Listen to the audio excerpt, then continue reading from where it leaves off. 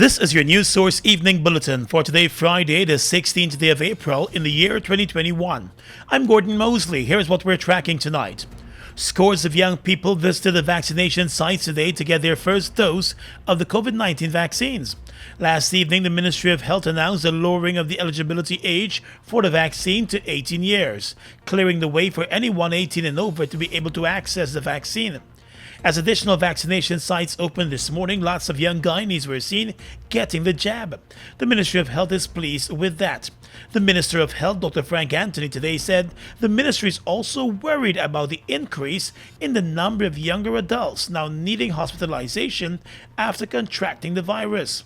He said while the number of youths contracting the virus has always been high, there is now a troubling trend of more of them needing to be hospitalized because of the seriousness of their condition.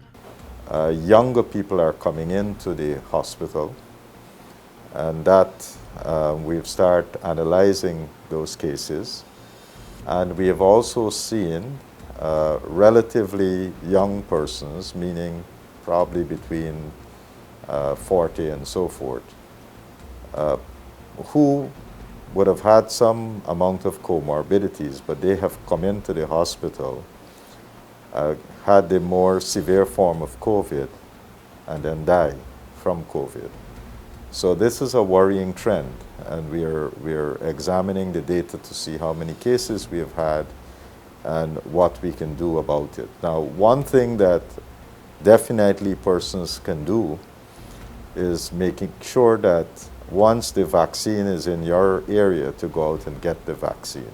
There's a real practical reason why everyone who is 18 years and above should really go and get the vaccine, and that is to protect you from COVID and to ensure that you don't die from COVID.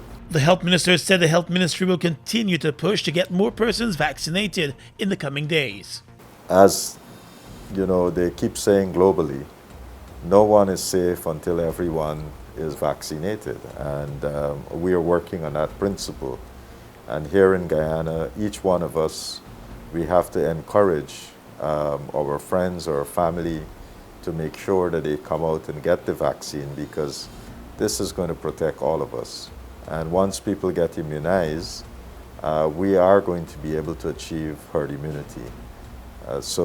But it means that all of us would have to take the vaccine. Guyana continues to record an increase in coronavirus cases and deaths. In the past 24 hours, 4 more deaths and 150 new cases were recorded. More news coming up in just a moment.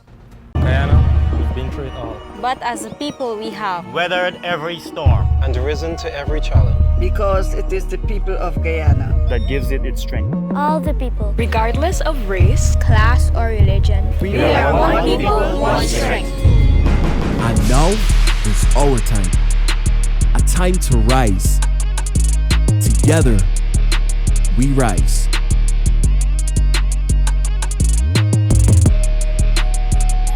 At Sosh Financial, we create strategies for strengthening business and personal finances while helping our clients to build sustainable wealth. Our financial and business consultancy services are uniquely tailored to ensure every client receives quality packages and optimal results. Our financial services include financial reporting and analysis, financial status assessment, internal audits, bookkeeping and records management, financial planning advice, tax returns. Our business advisory services are related to business plans, business startups, operational improvement, business management, document preparation, procedures development, efficient marketing. Call or WhatsApp us today for your free consultation on telephone number 592-665-6045. Sosh Financial, strengthening businesses, building wealth.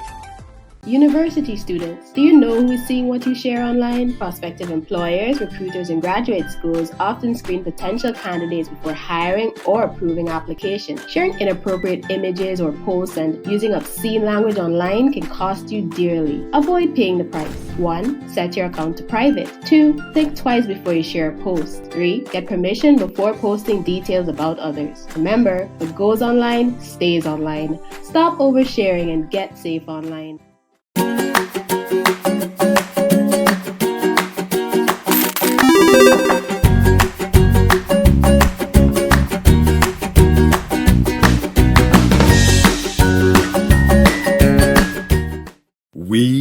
legions of men standing strong, but never too proud to stoop and help someone. We must send a clear signal to all. Do right, walk in upright ways, knowing that's what being a man is all about. And ever aware that things will only get worse when good men do nothing. Stand strong. Be the one to live right. Mom, what are you doing with GPL on your list? Child, you forgot I have to pay GPL? You got time with GPL? I have to keep these lights on. The customers who think in that manner and refuse to honor their obligation to GPL are obviously not playing their part in ensuring quality service delivery. So, I will continue to pay my GPL bill on time, every time. I recognize the value of your point, Mom. You were right.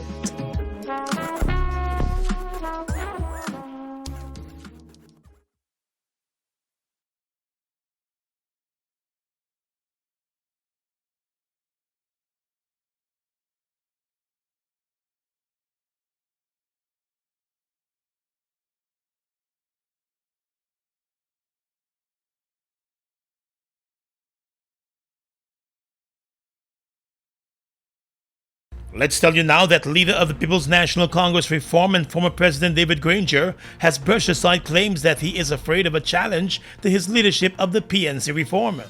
In an interview today, Mr. Granger said he has faced challenges to his leadership before and came out successful. Some party members have been pushing for a date to be set for the party's Congress and internal leadership elections. Mr. Granger said the current spread of COVID-19 in the country is the reason why a date has not yet been set for the Congress. What I can say about Congress is that the only reason that Congress has not been held so far is because of the pandemic. And right now, there is a study going on, and the Central Executive Committee is going to meet soon to examine that study as to how soon it will be feasible to have Congress, given the COVID pandemic. Mr. Granger said the party will be going against its own regulations that it made while it was in government should it host a Congress and flout the COVID-19 guidelines at this time. And there are legal sanctions to be applied to persons who assemble in defiance of those measures. So we are not living in a dream world. We are living in the real world, and there are laws, and we will comply with the laws. But at the same time, we have a constitution. The PNC wants to have Congress at the earliest possible time. And responding to a protest recently outside the party's headquarters by persons who claimed they were members of the party, Granger cast doubt on whether the protesters were really from his party. So there's no running away from the fact that we must have Congress. The only reason we didn't have Congress last year, 2020, which is 2 years after the last Congress was held in 2018, was because of general elections, and it was a decision of the Central Executive Committee to postpone Congress. The People's National Congress Reform leader has not yet indicated whether he will be running again for the leadership of the party, but he said he remains a servant of the party. Two of the party's executive members, incumbent chairperson Valda Lawrence and former General Secretary Aubrey Norton, are expected to contest the position for the party leader. There are also reports that opposition leader Joe Harmon, who was defeated by Lawrence at the last Congress for the chairperson's position, may be considering a run for the position of party leader also. Opposition leader Joe Harmon is seeking answers on Guyana's no vote to the resolution against an end to racism at the United Nations. While Guyana attempted to change the vote moments after it was made during a UN meeting, the record of the vote remains in place, since Guyana will need to follow the proper procedure to change the vote. During his press conference today, Mr. Harmon indicated that the opposition has since written to the foreign minister, seeking information on the issue and the actions that have been taken to address it. I write to be advised by you as to when you were made aware of this situation, and having been made aware, what actions were taken by you to address the same. Further, I wish to be advised whether Guyana has commenced the administrative steps to have the vote reversed when the said application was made, and where the process stands as of April 12, 2021. I must also express my serious concern at the palpably misleading statement issued by Mrs. Caroline Rodriguez-Burkett, Guyana's permanent representative to the United Nations on this matter. At a minimum, a retraction of the statement and an apology to the people of Guyana are appropriate steps for Mrs. Rodriguez-Burkett to take in the circumstances. The permanent representative to the United Nations, Ambassador Caroline Rodriguez-Burkett, in a statement earlier this week, indicated that Guyana had in fact voted in favor of the resolution to end racism. However, a video recording of the vote at the UN meeting proved that Guyana voted against the resolution. In official UN records posted online, Guyana's vote was also recorded as a vote against the resolution, and it was pointed out that the country would have to write the UN Secretariat to register its desire to now change the vote. The Foreign Affairs Ministry has been tight-lipped on the matter. The resolution, which echoed a global call for concrete action for the elimination of racism, racial discrimination, xenophobia, and related intolerance, was put forward and sponsored by Guyana under the last government. Turning our attention now to the agriculture sector, sugar workers returned to the picket line this morning as they continued their calls for the Guyana Sugar Corporation Guyana to address the company's long-standing salary and wages dispute. In February and early March, sugar workers from Blairmont and Albion protested over the same salary and wages issue. This morning, the workers from the Iflot estate came out in their numbers to raise their voices for Guyana to settle the issue with the union. In a statement, the Guyana Agricultural and General Workers Union GAWU said the workers would like to see the resumption of talks between the union and the sugar company on wages and salaries for the past 2 years. During a meeting last month, the union said Guyana promised to make known its position by the end of March, but halfway through the month of April, there has been no further information from Guyana on the issue. GAWU said it is disrespectful to the sugar workers and the union that the company is not making any clear move to address the salary and wages issue, while other investments are being made in the company. The Guyana workers said there is a need to match investment in physical assets with investments in human resources. GAWU is insisting once again that Guyana sets the stage for the outstanding matters to be addressed in the interest of sugar workers. The union today said it remains open to frank discussions with the company as the workers are eager for the matters to be addressed comprehensively. Days after the Surinamese government announced additional requirements for persons arriving in Suriname, a lockdown of the country over COVID-19 concerns is set to affect the Guyana-Suriname ferry service.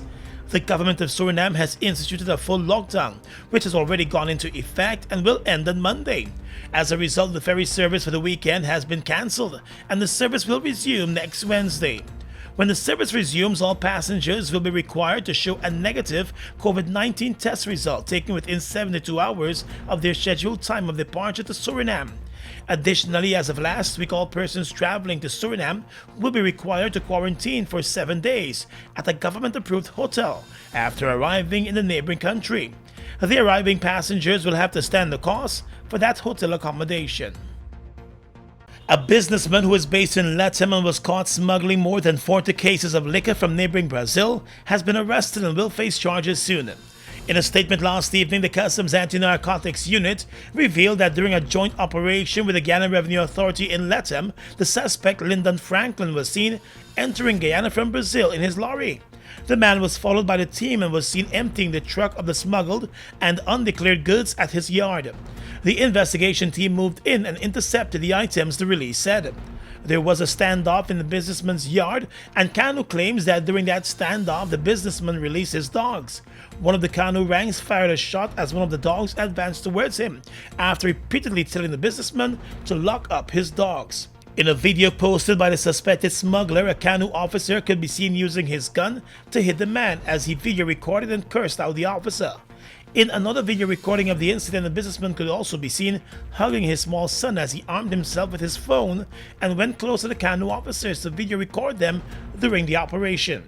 Kanu said the entire incident is being reviewed and it will address the need for further training of its ranks to withstand civilian agitation. It's trendy to share your vacation plans, photos, and location on social media, but do you know who is seeing your posts? Sharing that you're on vacation or a business can signal to potential burglars that your home is empty.